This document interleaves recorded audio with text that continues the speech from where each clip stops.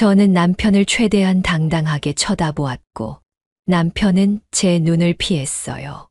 그리고 저도 남편도 한동안 아무 말도 하지 않았죠. 하고 싶은 말은 정말 산더미처럼 많았지만 저는 침묵이 가장 강력한 무기라는 걸 알았습니다. 남편은 생각을 하는 것 같더니 눈을 지그시 감고 숨을 깊게 내쉬었어요. 그리곤 말했죠. 맞아. 나 바람핀 거 언제부터였어요? 얼마 안 됐어. 몇 달 전부터야. 제가 그렇게 부족했나요?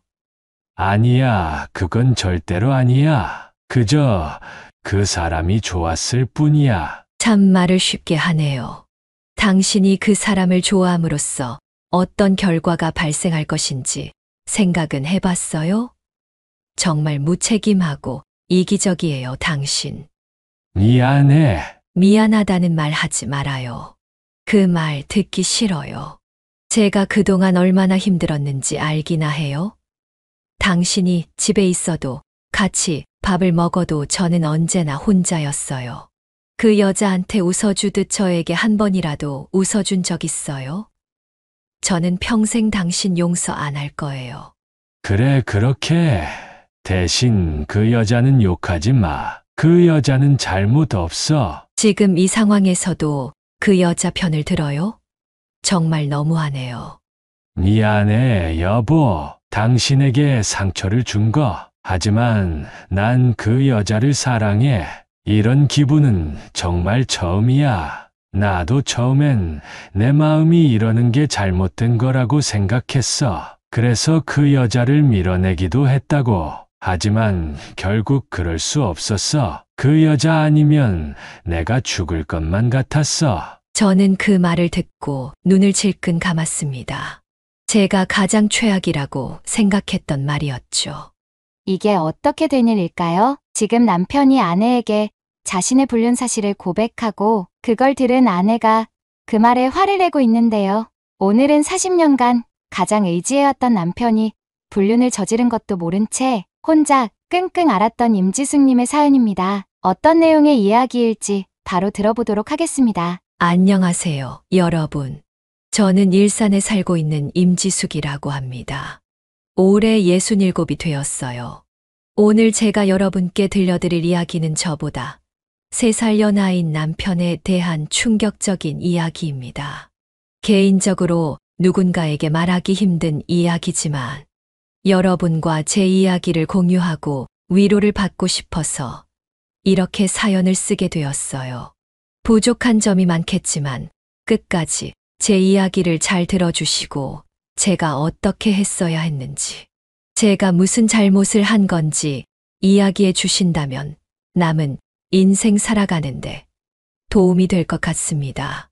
더불어 위로와 용기의 한마디 덧붙여 주시면 너무나 감사할 것 같아요. 그럼 이야기 시작하겠습니다. 먼저 이 이야기를 시작하기 위해선 제 남편과 만나게 되었을 때부터 이야기해야 할 것 같아요. 저희는 대학교에서 만나게 되었습니다. 저는 남편의 대학 선배였죠. 남편은 건강상의 이유로 군대를 면제받아 학교를 쉬지 않고 다닐 수 있었고, 저는 중간에 학비를 벌어야 해서 1년간 학교를 쉬었어요.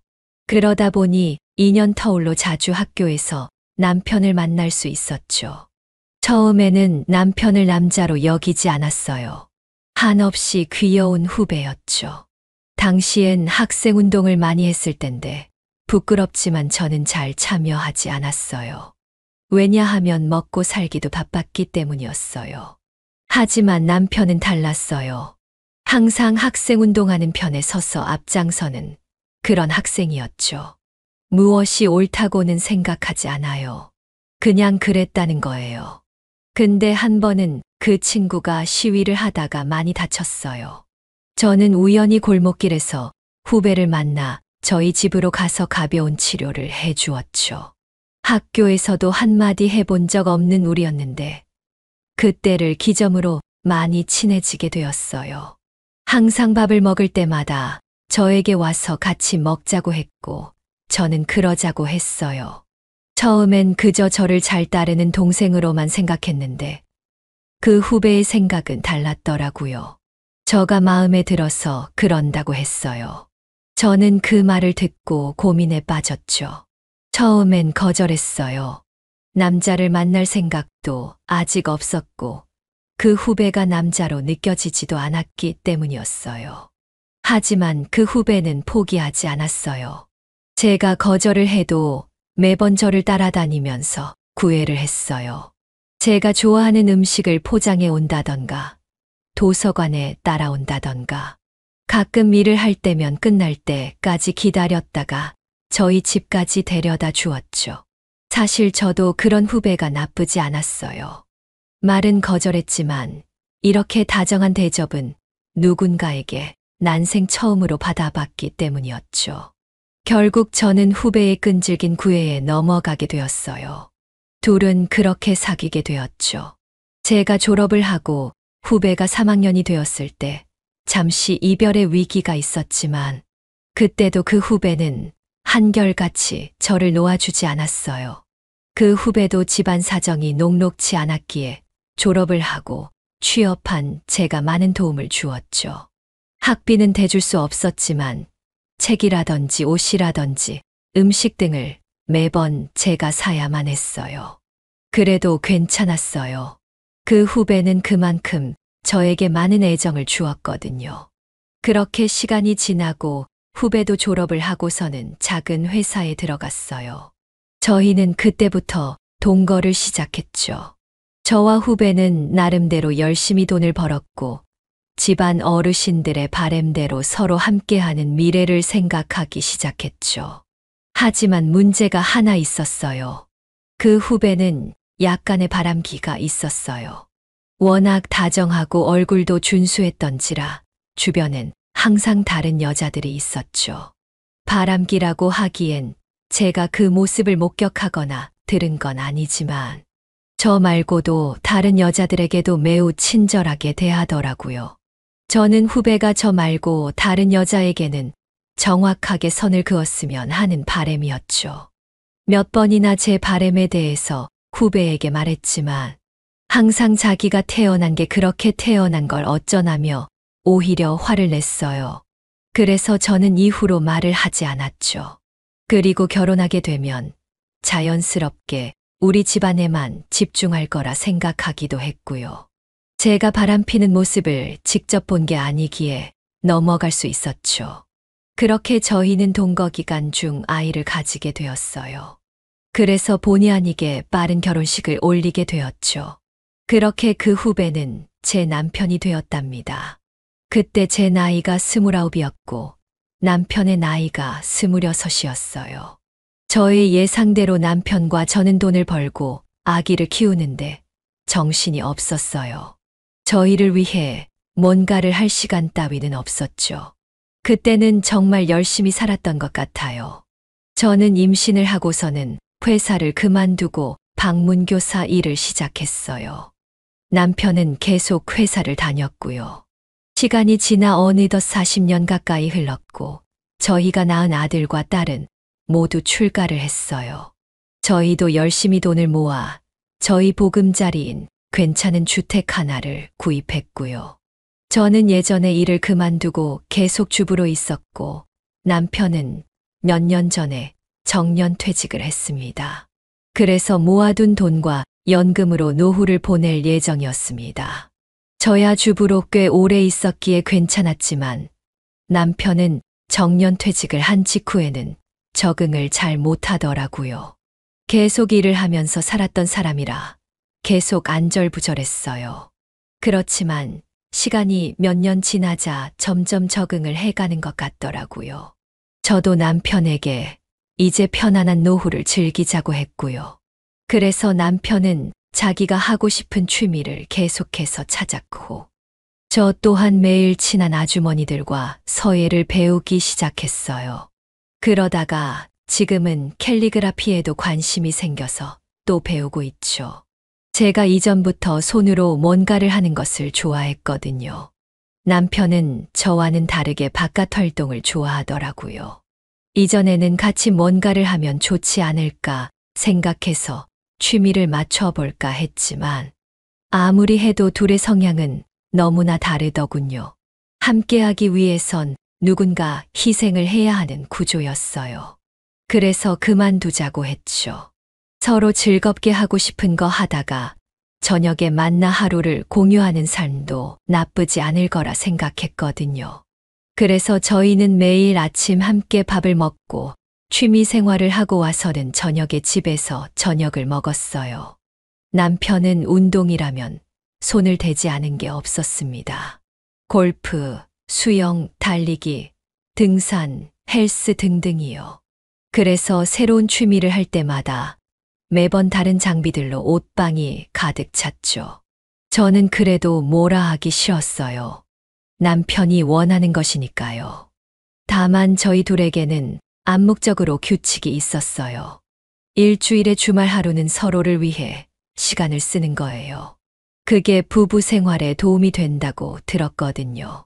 저희는 그래서 주말마다 가까운 동산에 산책을 가기도 하고, 단풍놀이를 가기도 하고, 여름엔 계곡으로 놀러 가기도 했어요.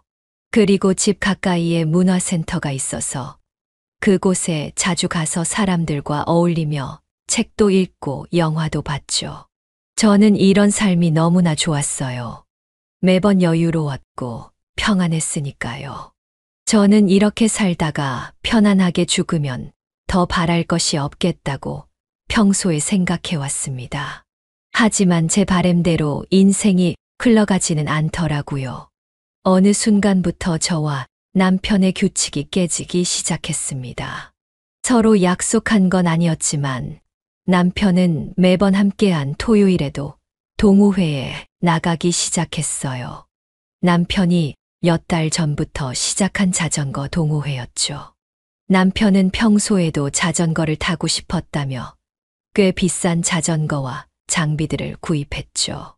저희 사정에 비해 너무 큰 지출이었지만 남편은 한 번 사면 평생 쓴다며 저를 설득했고 그래서 저도 허락해 주었죠. 저도 사실은 좋았어요.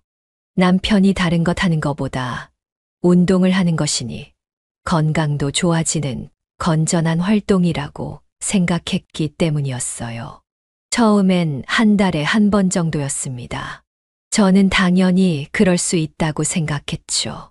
하지만 어느샌가부터 2주에 한 번으로 줄어들더니 이제 매주 토요일마다 자전거 동호회에 나갔죠. 남편은 자전거를 타러 갈 때마다 너무 행복한 얼굴로 나갔습니다. 저는 남편에게 서운했지만 그런 행복한 얼굴을 하고 나가는 남편에게 표현할 수는 없었어요. 하지만 점점 남편의 행동에서 이상한 낌새가 느껴지기 시작했습니다. 나갈 때마다 계속 자신의 외모에 신경을 많이 썼죠. 안 쓰던 향수까지 뿌리고 매번 빗으로 머리를 손보고 나갔어요. 저는 어차피 헬멧을 쓰는데 뭐하러 머리를 빗냐고 말했고 남편은 그냥 웃음으로 답했죠. 그것뿐이 아니었어요. 남편이 휴대폰을 평소에 너무나도 자주 보는 거예요. 워낙 바깥 활동을 좋아하는 양반이라 휴대폰이랑 먼 사람이었는데 말이에요. 밥을 먹을 때도 자기 전에도 화장실에 갈 때도 휴대폰을 들고 들어갔죠. 저는 한 번 밥을 먹을 때 남편에게 물었어요. 여보, 밥 먹고 봐요. 그렇게 재밌어요. 뭘 보길래 그렇게 웃음꽃이 활짝 폈어요. 저도 같이 좀 봅시다. 별거 아니야. 그냥 재밌는 글이 있길래 읽는 거야. 글이요? 평소에 책 한 권도 읽지도 않는 양반이 무슨 글이요? 있어 그런 게 그냥 소설 같은 거야. 신경 쓰지 마. 글 읽는 건 좋지만 밥 다 먹고 봐요. 알겠어. 당신도 얼른 먹어. 남편은 이후로도 휴대폰을 자기 몸의 일부처럼 항상 지니고 다녔어요. 저도 볼 생각은 아니었지만 너무 지나치다고 생각했어요. 한 번은 제가 남편의 휴대폰이 울려서 남편에게 휴대폰을 가져다 주려고 했던 적이 있었어요. 별 생각 없이 말이에요. 근데 남편이 그 모습을 보고는 헐레벌떡 소파에서 일어나 제가 들고 있던 휴대폰을 확 낚아채 뺏어가는 게 아니겠어요? 그리고는 자신의 태도에 자기도 당황했는지 미안하다고 하더군요. 급한 전화라고 했어요. 그래서 얼른 받으라고 말하니까 급히 슬리퍼를 신고 나가서 전화를 하더군요. 좀 이상했어요. 급한 전화면 바로 받아야 하는데 밖에서 전화를 받는 게요. 그리고 저 사람이 제 앞에서 전화를 가려받을 사람은 아니었거든요. 이런 사소한 변화들이 점점 눈에 띄기 시작했죠. 처음에 저는 대수롭지 않게 생각했어요. 하지만 점점 남편의 이상한 행동들은 점점 늘어나기 시작했어요. 평소엔 운동복에 돈을 안 쓰는 사람이 자전거 탈 때 입는 옷을 그렇게 사는 거예요. 그것도 엄청 비싼 옷을요. 여보, 이 옷 어때? 괜찮아? 또 산 거예요. 매번 입는 것 있잖아요. 그냥 싸게 할인하길래 사봤어. 비싼 거 아니에요. 뭘 옷 하나 가지고 그래. 당신도 원하는 거 하나 사면 되잖아. 자전거만 있으면 되지 무슨 동호회가 이렇게 돈이 많이 들어요. 또 다른 날엔 헬멧과 신발을 사오더라고요. 여보, 이건 또 뭐예요? 산지 얼마나 됐다고 또 샀어요. 이쁘잖아. 이런 걸 신어줘야 자전거 탈 맛이 난단 말이야. 그래도 그렇지. 뭘 이렇게 신경을 많이 써요. 우리 동호회 사람들은 다 멋진 옷 입고 타는데 그럼 나만 싸구려 옷 입고 타란 말이야. 어떻게 그래? 당신이 좀 이해해줘. 내가 허튼 곳에 돈 쓰는 거 아니잖아. 저는 그런 남편의 말을 그냥 들어주었죠. 남편 말대로 차라리 이렇게 건전한 곳에 돈을 쓰는 게 낫겠다 싶어서요. 하지만 그 이후로도 남편은 많은 것들을 사기 시작했어요. 평소엔 로션 하나만 바르는 사람이 스킨, 앰플, 수분크림, 선크림까지 저보다 더 많은 화장품을 사서 바르기 시작했고 향수까지 샀어요. 그리고 평상복도 지금까지 입었던 것들을 싹 다 버리고 새 옷을 사기 시작했죠. 그리고 매일 아침과 저녁마다 거울에 서서 우통을 벗고 자신의 몸을 이리저리 보기 시작했어요. 이런저런 포즈를 취하며 자신의 몸이 괜찮냐면서 계속 저에게 물었죠. 저는 그런 남편이 조금은 이상하다고 생각했어요. 자전거 동호회에서 이상한 사람들과 어울리는 건 아닌가 싶었죠. 순수한 남편을 그 사람들이 이거 사라, 저거 사라, 몸 좀 이쁘게 만들어라 등 쓸데없이 보채는 거 아닌가 걱정이 되었어요.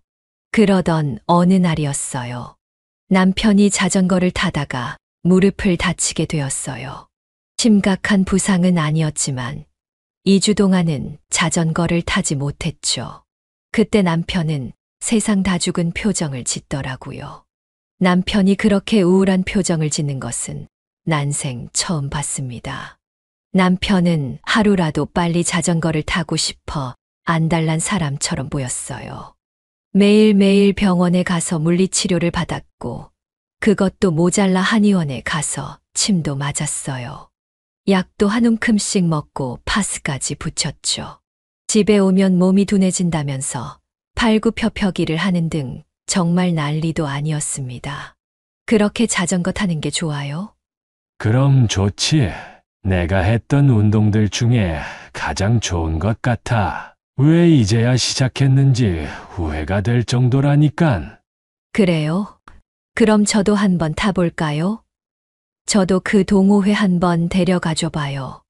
뭐? 안 돼. 당신은 못 타. 제가 뭘 못 타요? 저도 젊었을 때는 꽤나 탔는데. 이게 당신이 탔던 자전거랑 같은 줄 알아? 우리 동호회는 실력자들만 모여 있어서 진짜 어려운 코스로 간단 말이야. 당신 하고 싶으면 초보자 동호회에 들어. 당신도 몇 개월밖에 안 됐잖아요. 평생 운동한 사람하고 방구석에 박혀서 손장난만 하는 사람이랑 같아. 무슨 말을 그렇게 해요? 안 가면 되잖아요. 안 가면. 저도 사실 갈 생각이라고는 전혀 없었는데 남편은 제 말에 굉장히 과민 반응을 했어요. 어이가 없었죠. 그리고 남편은 집에서 있는 동안 계속해서 휴대폰을 보고 낄낄대며 웃었어요. 저랑은 대화를 거의 하지 않았죠. 저는 남편이 어떤 걸 보고 그렇게 좋아하나 너무 궁금했어요. 그래서 남편이 소파에서 앉아 휴대폰을 집중해서 보고 있을 때 슬쩍 휴대폰을 훔쳐보았죠.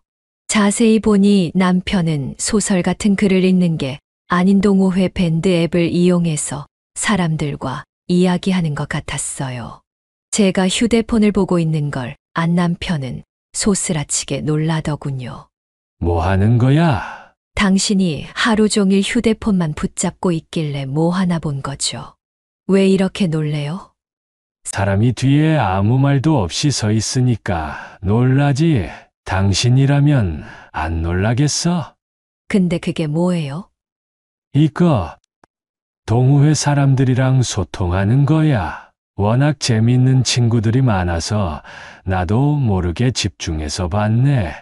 다들 내가 빨리 나와서 오기를 바라고 있거든. 참 좋겠네요. 당신은. 그렇게 걱정해 주는 사람들이 있어서. 뭐 그렇지. 남편은 제 말에 제대로 대답도 안 하고 안방으로 들어갔어요. 그리고는 또다시 휴대폰만 붙잡고 있더라고요. 저는 그때까지만 해도 그렇게 의심하지 않았어요. 마음에는 안 들지만 그냥 남편이 잘 맞는 사람들과 만나게 되었나 보다 싶었죠. 그리고 그 동호회 이야기를 할 때마다 항상 남자인 친구들 이야기만 했어요. 그래서 저는 당연히 여자 회원을 없을 거라 생각했죠. 한 번은 그 남자들끼리 혹시 다른 여자들을 꼬시러 다니는 거 아닌가 생각해 본 적도 있지만 말도 안 된다고 생각하고서 웃어 넘겼어요. 60대 할아버지들이 어떻게 여자들을 꼬시러 다니겠어요. 말도 안 되는 이야기죠. 하지만 남편의 태도는 그냥 넘기기 힘들었어요. 함께 있었지만 마치 저 혼자 있는 듯 했죠. 아무리 제가 말을 걸고 다른 걸 하자고 해도 남편은 귀찮다는 듯이 저를 대했어요. 저는 너무나 외로웠죠. 가장 힘들었을 때는 남편과 함께 침대에 누웠을 때였어요. 남편은 밤늦게까지 휴대폰으로 산악회 사람들이라고 말했던 누군가와 연락을 했고, 제가 불편함을 표시하면 거실로 나가서 한참 동안 있다가 들어왔어요. 이건 정상적인 부부관계라고 보기 힘들었죠. 그렇게 저희 평온한 일상은 조금씩 깨져갔어요. 그렇게 남편은 무릎이 다 낫자마자 바로 자전거 동호회를 나갔어요. 저는 좀 더 쉬는 게 어떠냐고 제안해봤지만 역시나 통하지 않았죠. 그러던 어느 날이었어요. 제가 아마 처음으로 남편을 진지하게 의심한 날이었던 것 같아요. 남편은 평소보다 굉장히 늦게 집에 도착했어요. 왜 이렇게 늦었어요? 연락은 왜 또 안 했고요. 미안해. 동호회 사람들이랑 뒤풀이를 하느라고. 뒤풀이요. 술 마셨어요? 당신 술 안 마시잖아요. 맞아. 근데 사람들이 계속 한 잔만 권하는데 어떡해. 나도 모르게 한두 잔씩 받아 먹다 보니까 이렇게 됐네. 나 피곤해서 그런데 먼저 씻고 잘게. 남편은 술을 거의 마시지 않는 사람이었는데 그날은 조금 취기가 있는 채로 집에 왔죠. 그것도 밤 12시가 넘어서요. 그 후로 남편은 매 주말마다 집에 밤늦게 오기 시작했어요. 더 중요한 건 매번 술을 마시고 왔다는 거였어요. 저는 그런 남편이 걱정되기도 했지만 한편으로는 의심이 됐죠. 그 사람들이 누구길래 이렇게 술을 마시게 하는가에 대해서요. 하지만 남편이 엄청나게 취해서 오는 건 아니어서 그냥 넘어갔어요. 더 이상했던 건 남편이 전혀 피곤한 기색이 없었다는 거였어요. 자전거에 대해서는 잘 모르지만 하루 종일 자전거를 탔다며 그 나이에 피곤할 만한데 전혀 그렇게 보이지 않았어요. 그리고 옷도 아침에 입고 나간 그대로였죠. 너무나도 깨끗했어요. 그리고 남편은 몸매 관리를 해야 한다면서 저와 주중에 먹던 저녁도 먹지 않기 시작했어요. 자전거를 타려면 몸이 마른 게 유리하다면서요. 저는 뭘 그렇게까지 하냐면서 억지로 먹이려고도 했지만 남편은 완강했어요. 저는 그렇게 갑작스레 변한 남편에게 적응하기 힘들었죠. 남편과 제대로 대화한 시간이 기억도 나지 않았어요. 남편은 집에 와서는 계속 휴대폰만 받고 저는 더 이상 견디기 힘들 지경에까지 이르렀죠. 주말에는 저 혼자 집에 남아 집안일을 하고 텔레비전을 틀어 드라마를 봤어요. 남편 생각에 제대로 드라마가 눈에 들어오지도 않았는데 말이에요. 너무나 외롭고 고독한 날들의 연속이었습니다. 그러던 어느 날이었어요. 남편이 집에 들어왔는데 저는 너무 충격을 받았어요.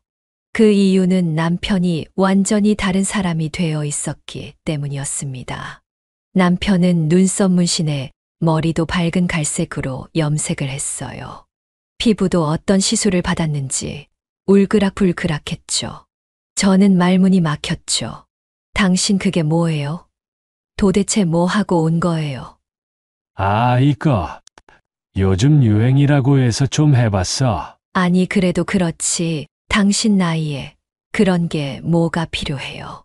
자연스럽게 늙어가는 게 멋있는 거죠. 좀 멋있으면 멋있다고 해주면 안 돼.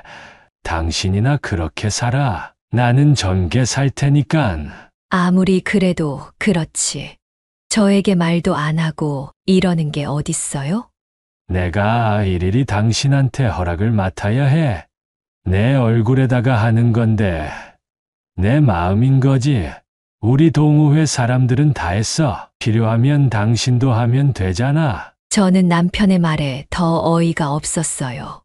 예순이 훨씬 넘은 할아버지가 염색에 피부과 치료에 눈썹 문신까지 하다니요. 분명 뭔가가 있는 거였어요. 동호회 사람들이 누구길래 우리 남편을 이렇게 바꿨는지 전 알아야만 했습니다. 저는 남편의 휴대폰을 몰래 볼 날만 기다려왔어요. 남편은 정말 휴대폰을 몸에 붙이고 다니는지 절대로 쉽게 휴대폰을 그냥 놔두지 않더군요. 그러던 어느 날이었어요. 남편은 그날도 거실에서 휴대폰을 하다가 안방에 들어왔어요. 그러다 제가 자는 걸 확인하고는 휴대폰을 하다가 그대로 잠이 들었죠.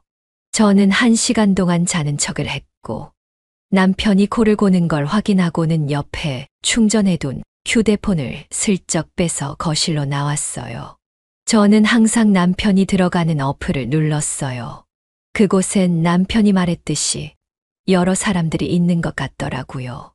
여러 공지사항이나 당일에 찍은 사진들, 여러 개인적인 이야기들이 적혀 있었어요. 근데 사진을 보니 저와 동년배로 보이는 여성분들이 많더라고요. 저는 거기서 처음으로 놀라게 되었습니다. 지금까지는 남자들만 있는 동호회인 줄 알았거든요. 다만 남편이 저에게 그 사실을 숨긴 것은 아니었기 때문에 괜찮았어요. 하지만 중요한 건 개인 메시지 창이었어요. 그곳엔 남편이 개인적으로 동호회 사람과 연락한 내용이 있었어요. 이름은 적혀 있지 않았지만 동호회 회장이라고 적혀 있더군요. 하지만 그 내용이 굉장히 충격적이었어요. 남편은 그 회장에게 이렇게 보냈습니다. 회장님, 오늘도 고생 많으셨습니다. 헤어진 지 얼마나 됐다고 벌써 보고 싶네요. 그리고 회장은 남편에게 이렇게 보냈어요. 저도예요. 김 선생님, 오늘 참 멋지셨어요. 동호회 사람들 중에서는 김 선생님이 제일 인물이 좋으신 것 같아요. 다음 주가 기다려지네요. 저는 그 내용을 보고 어떻게 받아들여야 할지 혼란의 도가니에 빠졌습니다. 손이 덜덜 떨려 휴대폰을 놓치고 말았죠. 어떻게 동호회 회장과 회원이 이런 대화를 나눌 수 있는지 이해가 되지 않았어요. 남편은 휴대폰 떨어뜨리는 소리를 들었는지 급히 안방에서 나오는 소리가 들렸어요. 저는 깜짝 놀래 재빨리 휴대폰을 주워서 탁자 위에 두고는 소파에서 자는 척을 했어요. 남편은 거실에 나와 자는 저를 보고 제 얼굴에 대고 손을 흔들어 자는지 확인을 했죠. 그리곤 탁자에 있는 휴대폰을 들고 다시 안방으로 들어갔어요. 심장이 터질 것만 같았어요. 이 상황을 어떻게 받아들여야 하는지 도통할 수가 없었죠. 하지만 그래도 아직 심증만 있는 것이었지 물증이 있는 건 아니었어요. 제가 무고한 남편을 의심하는 걸 수도 있으니까요. 저는 그 동호회 회장이 도대체 누군지부터 알아야겠더라고요. 그렇게 다음 날이 되었고 저는 아침 일찍 일어나 아침을 차렸어요. 남편은 아무 말 없이 식탁에 앉아 숟가락을 들었죠. 그리고는 저에게 물었어요. 어저께 왜 거실에서 잤어? 잠이 안 와서요. 소파에 앉아서 이런저런 생각하다 보니까 저도 모르게 잠이 들었네요. 날씨가 요즘 따뜻해서 망정이지 추웠으면 당신 입 돌아갔어. 네, 조심할게요. 그리곤 다시 밥을 먹었어요. 저는 제 목까지 차오르는 질문을 해야 할까 말까를 계속 고민했죠. 하지만 묻지 않으면 저는 계속해서 남편을 의심해야 하는 상황이었어요. 그래서 저는 남편에게 물었죠. 당신 동호회에도 회장님 있죠? 있지. 그건 왜? 아니요. 그냥 궁금해서요. 어떤 분이세요? 회장님이 어떤 분인지 당신이 왜 궁금해? 궁금할 수도 있죠. 좀 말해줘요. 회장님이 회장님이지 뭘. 말할 게 뭐가 있어. 여자예요? 남편은 제 질문에 잠시 멈칫했어요. 그리고 시선을 떨군 채 저를 보지 않고 말하더군요. 응, 여자애야. 전 당연히 남잔 줄 알았네요. 왜 여자라고 말 안 했어요? 말할 필요가 뭐가 있어. 남자든 여자든 그게 뭐가 중요해. 그게 당신한테 무슨 상관이라도 있나? 남편의 그 말에 저는 아무 말도 할 수 없었습니다. 저는 휴대폰에 있는 내용에 대해서 물어보고 싶었지만 그럴 수 없었어요. 그 이야기는 제가 확실한 증거가 있어야만 할 수 있었죠. 지금 그 이야기를 꺼내봤자 저만 이상한 사람이 될 것이 뻔했어요. 남편은 후다닥 밥을 먹고 자리에서 일어나더군요. 그리곤 불편한지 밖으로 나가버렸어요. 그래서 저는 다른 방법을 찾아야만 했습니다. 양심에는 찔렸지만 분명 남편의 행동은 너무나 부자연스러웠어요. 그건 40년 넘게 같이 산 저기에 알 수 있었죠. 그래서 저는 인터넷에 알아보기 시작했어요. 남편의 불륜에 대해서요. 알아보다 보니 흥신소 홈페이지가 나오더라고요. 아직도 이런 곳이 있나 했습니다만 지금 물불을 가릴 때가 아니었습니다. 저는 고민하다가 결국 그곳에 전화를 걸었어요.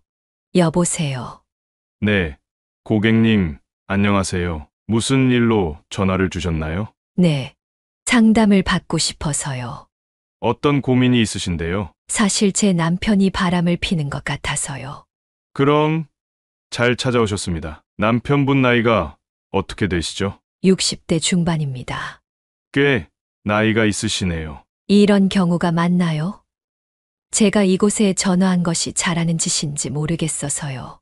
고객님, 전화 잘하신 거예요. 바람은 누구에게나 부니까요. 오히려 나이 드신 분들이 세차게 부는 바람에 약한 법이죠. 저희가 그 고민 확실하게 처리해드리겠습니다. 그 사람의 목소리는 저에게 큰 안정감을 주었어요.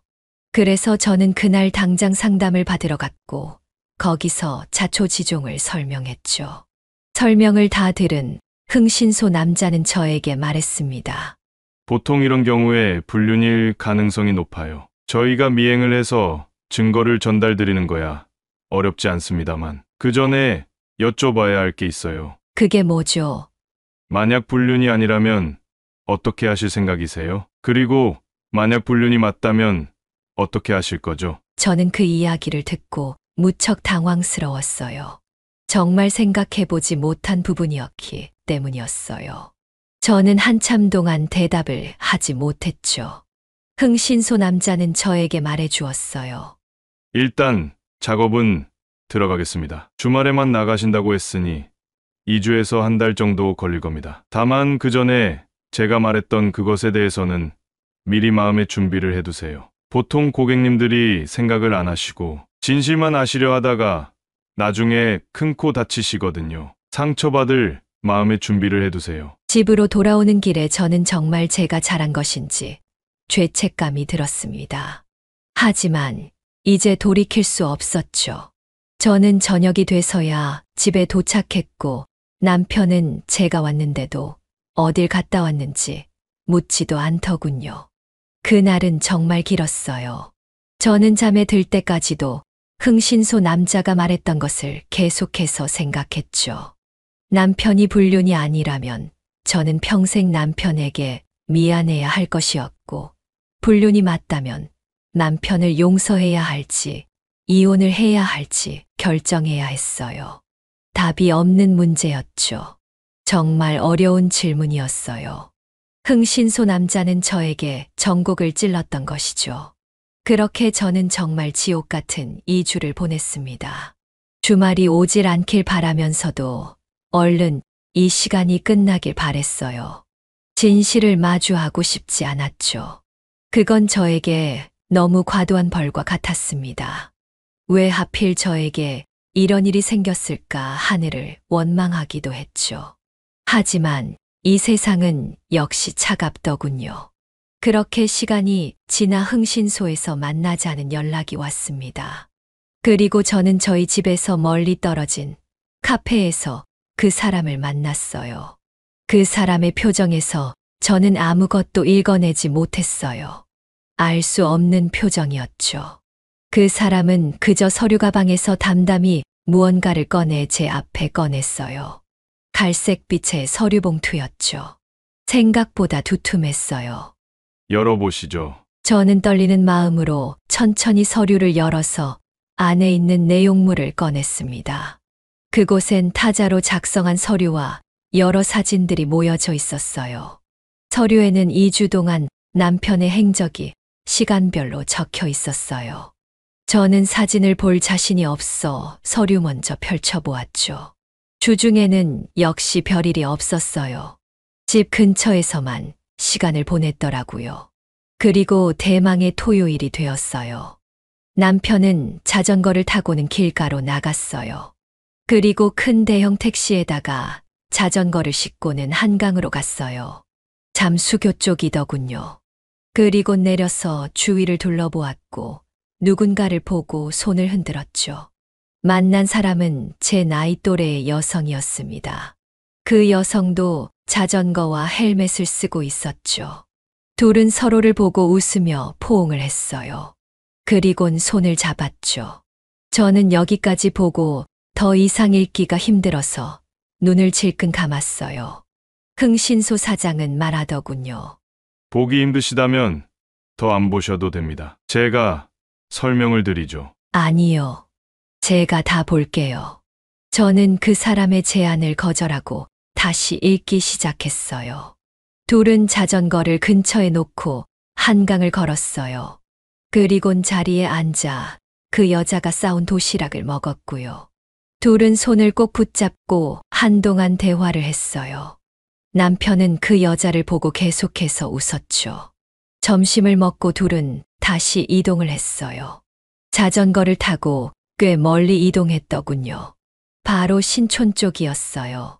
그들이 간 곳은 바로 신촌에 있는 모텔촌이었죠.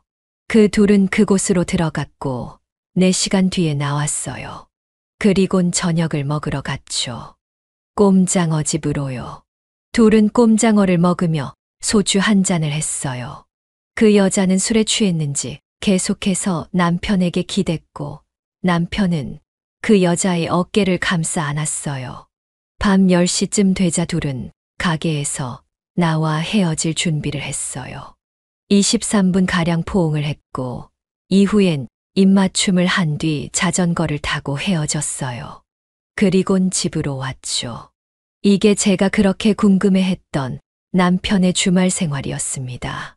저는 눈물이 나올 것만 같았지만 꾹 참았죠. 앞에 흥신소 사장은 아무 말 없이 저를 기다려 주었어요. 저는 다시 마음을 다 잡고 그가 찍어온 사진을 보았습니다. 한강에서 손을 잡고 있는 사진, 남편의 입에 싸온 반찬을 먹여주는 여자의 사진, 함께 모텔로 들어가는 사진, 술을 마시며 서로 껴안고 있는 사진, 그리고 마지막 헤어질 때 했던 입맞춤까지요. 예상은 했지만 손이 덜덜 떨리기 시작했어요. 당장 가서 남편과 그 여자의 머리채를 잡고 싶은 기분이었죠.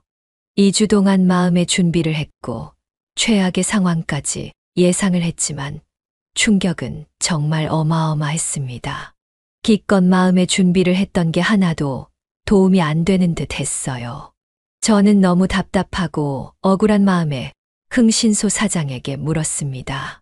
제가 왜 이런 일을 당해야 하죠? 제가 무슨 잘못을 했길래? 사장은 아무 말도 하지 않았어요. 이제 제가 어떻게 해야 할까요?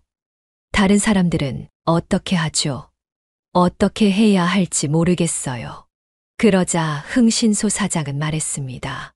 저는 고객님과 고객님이 의뢰한 분에게 어떠한 가치 판단도 하지 않습니다. 그게 제 철칙이죠. 다만 그건 말씀드릴 수 있을 것 같네요. 지금까지 제가 맡아서 했던 비슷한 계열의 일들은 수없이 많습니다. 그 말은 이런 일을 의뢰한 고객님들도 수없이 많다는 거겠지요. 그분들은 지금 어떻게 살고 있을 것 같으십니까? 모르겠어요.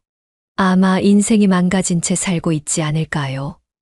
과연 그럴까요? 물론 제가 고객님 모두의 일상을 아는 건 아니겠지만 의뢰하고 몇 년 뒤 대부분 저에게 다시 연락을 하십니다. 그때 고마웠다면서요. 지금은 잘 살고 있다고요. 아마 고객님도 그렇게 되실 겁니다. 저는 그 이야기를 듣고 한동안 멍하게 있었어요. 어떻게 이혼하고 나서도 행복할 수가 있는지 이해가 되지 않았어요. 하지만 어딘가 한 대 맞은 듯한 기분이 들었습니다. 흥신소 사장은 마지막 말을 하고 자리를 떴어요. 잔금은 전에 보내주신 계좌로 보내주시면 됩니다. 그분들이 갔던 영수증도 혹시 몰라 모아놨지만 아마 이걸로도 증거는 충분하겠죠. 잘 생각해 보시고 좋은 결정 내리셨으면 합니다. 그리고 기억하세요, 고객님. 남편의 인생이 고객님의 인생은 아닙니다. 저는 그가 떠난 이후로 꽤 오랜 시간 동안 카페에 앉아 있었어요. 집에 가는 저의 발걸음은 정말 천근만근이었죠. 그의 말대로 증거는 차고 넘쳤습니다. 이제 결단을 내려야 할 순간이었죠. 제가 2주간 생각하며 다짐한 마음은 바로 남편이 바람을 피운 게 맞을 시 이혼하는 것이었습니다. 하지만 현실을 마주하니 그렇게 쉽지 않더라고요.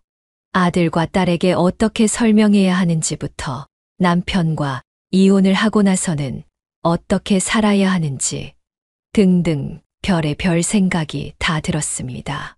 저는 집에 들어갈 수 없었어요. 도저히 남편의 얼굴을 볼 자신이 없었습니다. 그래서 저는 근처 호텔에 가서 잠을 청했어요. 남편에게 많은 문자와 전화가 왔지만 연락을 받지 않았습니다. 저는 제 휴대폰 배경화면을 보았어요. 아들과 딸 그리고 남편과 함께 찍은 가족 사진이 있었습니다. 남편은 거기서 활짝 웃고 있었어요. 이런 미소를 본지도 생각해보니 굉장히 오래되었더라고요. 흥신소 사장이 준 사진에서의 남편은 이렇게 활짝 웃고 있었습니다. 저는 호텔에서 밤새 뒤척이며 남편을 용서해야 하는지 아니면 이혼을 해야 하는지 고민했습니다. 하루는 정말 짧더라고요. 어느새 다음 날이 되었고 저는 마음의 결심을 한 채 집으로 향했습니다. 집에 도착하니 남편은 거실에 앉아 절 기다리고 있더라고요. 저를 보는 표정은 그 여자를 보는 표정과는 사뭇 달랐습니다. 저는 말 없이 남편의 앞에 앉았습니다. 당신 도대체 어디 갔다 온 거야? 그 나이에 외박을 해? 이게 말이 된다고 생각하는 거야? 저도 제가 하고 싶은 대로 사는 건데 안 되나요? 뭐라고? 당신도 하고 싶은 거 다 하면서 살잖아요. 당신 지금 말 다 했어? 남편의 말소리는 저의 심장을 뛰게 만들었어요. 저는 눈을 감고 한숨을 크게 쉬었죠. 당신 뭐야? 지금 내 앞에서 한숨 쉰 거야? 저는 말 없이 남편에게 흥신소 사장이 찍은 사진을 보여주었습니다. 바로 입맞춤을 하는 사진이었죠. 저는 더 이상 남편의 변명을 듣기 싫어 가장 강력한 사진을 보여주었어요. 남편은 그 사진을 들어서 자세히 보더니 사진 속 남자가 자신이라는 것을 알아챈 뒤 사진을 3개 내려놓았어요. 당신 뭐야? 나 미행한 거야? 제가 한 건 아니고요. 사람을 고용했어요. 뭐? 그걸 자랑이라고 하는 거야? 지금 저한테 큰 소리를 칠 때가 아닐 텐데요. 바람을 필 거면 제가 모르게 피지 그러셨어요. 이렇게 너무 뻔하고 티나게 피시면 어떡해요. 남편은 제 말에 아무 말도 못하고 부들부들 떨었어요. 저는 남편을 최대한 당당하게 쳐다보았고 남편은 제 눈을 피했어요. 그리고 저도 남편도 한동안 아무 말도 하지 않았죠. 하고 싶은 말은 정말 산더미처럼 많았지만 저는 침묵이 가장 강력한 무기라는 걸 알았습니다. 남편은 생각을 하는 것 같더니 눈을 지그시 감고 숨을 깊게 내쉬었어요. 그리곤 말했죠. 맞아. 나 바람핀 거. 언제부터였어요? 얼마 안 됐어. 몇 달 전부터야. 제가 그렇게 부족했나요? 아니야. 그건 절대로 아니야. 그저 그 사람이 좋았을 뿐이야. 참 말을 쉽게 하네요. 당신이 그 사람을 좋아함으로써 어떤 결과가 발생할 것인지 생각은 해봤어요? 정말 무책임하고 이기적이에요, 당신. 미안해. 미안하다는 말 하지 말아요. 그 말 듣기 싫어요. 제가 그동안 얼마나 힘들었는지 알기나 해요? 당신이 집에 있어도 같이 밥을 먹어도 저는 언제나 혼자였어요. 그 여자한테 웃어주듯 저에게 한 번이라도 웃어준 적 있어요? 저는 평생 당신 용서 안 할 거예요. 그래, 그렇게. 대신 그 여자는 욕하지 마. 그 여자는 잘못 없어. 지금 이 상황에서도 그 여자 편을 들어요? 정말 너무하네요. 미안해, 여보. 당신에게 상처를 준 거. 하지만 난 그 여자를 사랑해. 이런 기분은 정말 처음이야. 나도 처음엔 내 마음이 이러는 게 잘못된 거라고 생각했어. 그래서 그 여자를 밀어내기도 했다고. 하지만 결국 그럴 수 없었어. 그 여자 아니면 내가 죽을 것만 같았어. 저는 그 말을 듣고 눈을 질끈 감았습니다. 제가 가장 최악이라고 생각했던 말이었죠. 눈물이 나오려는 걸 간신히 참았습니다. 당신은 지금 그 말 제 앞에서 해서는 안 됐어요. 꼴도 보기 싫으니까 당장 나가요. 남편은 말없이 일어섰습니다.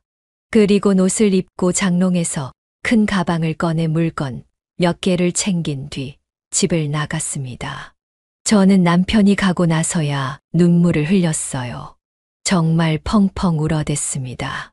그렇게 운 건 제 인생에서 처음이었던 것 같아요. 그렇게 밤새도록 울어서 거의 실신 직전까지 갔으니까요. 저는 그렇게 그대로 거실에서 울다 잠이 들었고 다음 날 점심쯤 일어났습니다. 눈물 자국이 아직 얼굴에 남아 있더라고요. 햇빛이 강하게 집으로 들어오고 있었습니다. 제 마음과 달리 날씨는 정말 맑더군요. 하늘이 원망스러웠어요. 하지만 저는 살아가야 했습니다. 배에서 꼬르륵 소리가 났습니다. 생각해보니 어제부터 아무것도 먹지 않았더라고요. 저는 냉장고를 열어 반찬을 꺼내 찬밥에 물을 말아 먹었어요. 기운은 없었지만 최대한 씩씩하게요. 지금 생각해보면 그때는 남편에 대한 원망과 미움이 저의 원동력이었던 것 같아요. 남편이 후회하도록 정말 잘 살아보겠다라는 마음이 들었어요. 저는 그 후로 씻고 몸을 단정히 했습니다. 그리곤 자식들에게 전화를 했어요. 남편이 바람을 폈다고는 말하지 않았습니다. 그저 서로 좋은 마음으로 이혼하겠다고만 말했어요. 왜 그런지는 저도 모르겠더라고요. 남편이 정말 미웠지만 그래도 애아빠로서는 그런 대접을 받으면 안 된다고 생각했어요. 아이들은 너무 당황해 했지만 그래도 차분하게 들어주었습니다. 그렇게 시간은 흘렀고 저희는 이혼을 하게 되었어요. 저는 아직 남편을 만나서 이야기할 준비가 되지 않아 변호사를 통해서만 전달했죠. 재산도 정확히 반반 나누고 아파트도 처분하기로 했어요. 제가 남편의 불륜 증거를 제시했다면 제가 훨씬 더 많이 가져갈 수 있었겠지만 그러지 않았어요. 남편도 저의 제안에 아무런 토를 달지 않고 진행해 주었습니다. 그렇게 저희는 합의 이혼을 하게 되었고 마지막 법원에서 만나게 되었습니다. 그리 감정 가득한 이야기는 하지 않았어요. 서로 아무 말 없이 마지막 서명을 한 뒤 법원에서 나왔습니다.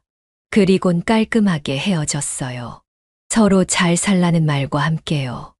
원래 오기 전에는 이왕 이렇게 된 거 행복하게 살라고 말해주고 싶었지만 제가 마음이 좁은지 그렇게까지는 안 되더라고요. 그렇게 새로 이사한 작은 집에 혼자 남아 아직 정리하지 못한 짐들을 정리했습니다. 정리하다 보니 사진첩이 있더라고요. 그걸 열어보니 지금까지의 40년 세월이 모두 들어 있었습니다. 참 언제 이렇게 세월이 갔나 싶더라고요.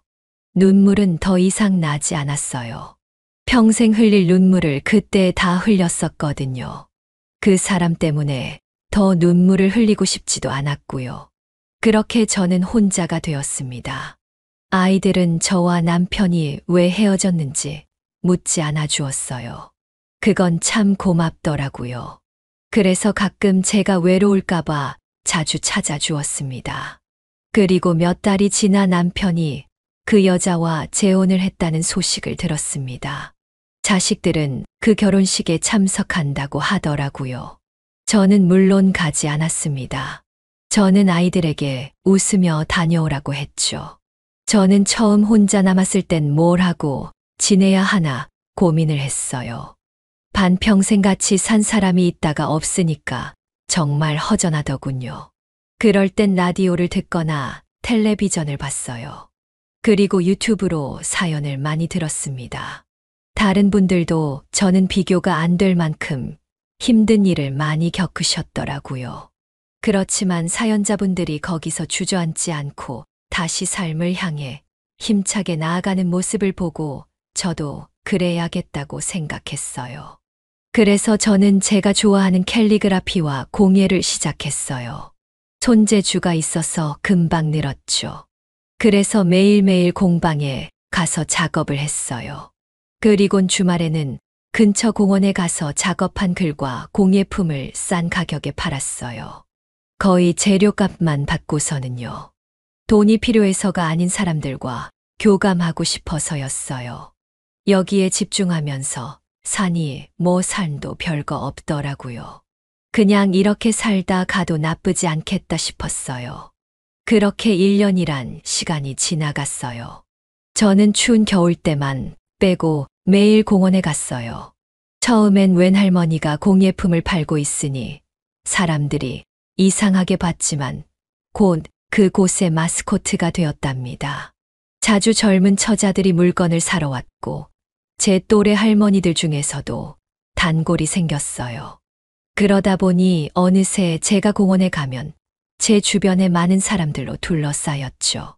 그렇게 저는 제 또래 친구들과 세상 이야기를 하며 하루하루를 보냈습니다. 그리고 요즘에 친구들과 가장 많이 하는 말이 한 할아버지의 대한 이야기입니다. 매번 같은 장소에 와서 친구분들과 장기를 두는 분이 계시거든요. 근데 그분은 매번 제 가판대에 와서 구경만 하고는 집에 가세요. 왠지 저에게 말을 걸고 싶어 하시는 것 같은데 부끄러워 하시는 것 같았죠. 저와 친한 동생은 저에게 그 사람이 저를 좋아하는 것 같다고 했습니다. 저는 말도 안 된다고 했지만 어느새 제 머릿속에도 그 할아버지로 가득 차더군요. 하지만 제가 먼저 말을 걸 수 있나요? 남자가 먼저 걸어야죠. 그래서 며칠 전에 그 할아버지가 왔을 때 저는 발로 그 할아버지를 툭 쳤어요. 그 할아버지는 무슨 뜻인지 알아들었는지 씩 웃더군요. 저는 그분의 이름을 물었고 그분도 저의 이름을 물었어요. 서로 1년간 지나치며 봤지만 이렇게 이야기를 한 건 처음이었죠. 저도 이런 감정이 든 건 처음이었어요. 정말 따뜻한 무언가가 가슴에 생긴 듯 했어요. 제 전 남편도 이런 기분이었을까 생각이 들더라고요. 때 마침 제 앞으로 자전거를 타는 커플이 지나갔어요. 그래서 저는 그 할아버지에게 물었어요. 우리 자전거나 탈까요? 자전거요. 왜요? 못 타세요? 아니요, 잘 타죠. 그럼 저 좀 알려주세요. 그렇게 그날 저희는 자전거를 타며 서로에 대해 알아갔습니다. 아직은 며칠 되지 않아서 조심스레 서로를 알아가는 단계입니다. 물론 그분과 잘 되어도 결혼할 생각은 없어요. 다만 저도 인생을 좀 더 즐기며 살아가고 싶다는 생각입니다. 어디로 가야 할지는 모르지만 한 발자국 한 발자국 내딛다 보면 어딘가 도착해 있지 않을까 해요. 그냥 지금 이런 기분을 즐기면서 살아가려고요. 저는 이렇게 살아가고 있습니다. 여러분은 어떻게 살고 계시나요? 저와 비슷한 또래분들은 어떻게 살고 계신지 궁금하네요. 제 이야기는 여기까지입니다. 제 이야기를 듣고 제가 어떻게 했어야 했는지, 잘 못한 게 없는지 말씀해 주시면 고맙겠습니다. 또 제 뒤의 인생은 어떻게 살아야 할지도 많은 조언 한마디 해주시면 마음 속에 간직하겠습니다.